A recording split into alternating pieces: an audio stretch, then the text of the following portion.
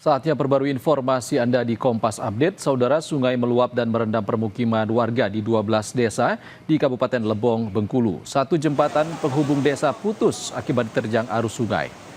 Luapan sungai terjadi usai hujan deras sejak Rabu malam hingga Kamis pagi.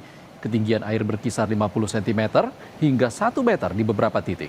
Tak hanya merendam permukiman warga, banjir juga memutus salah satu jembatan penghubung desa.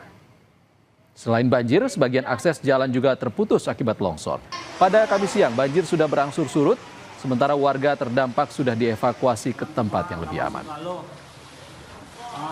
Kalau desanya itu ada 12 desa terendam banjir terkait dengan ada perumahan dan ada jalan.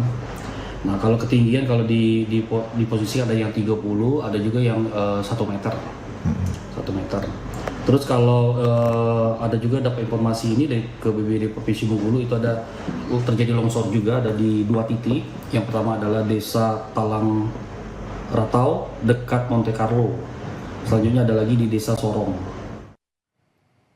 Demikian Kompas Update kali ini, saudara. Terima kasih. Sampai jumpa.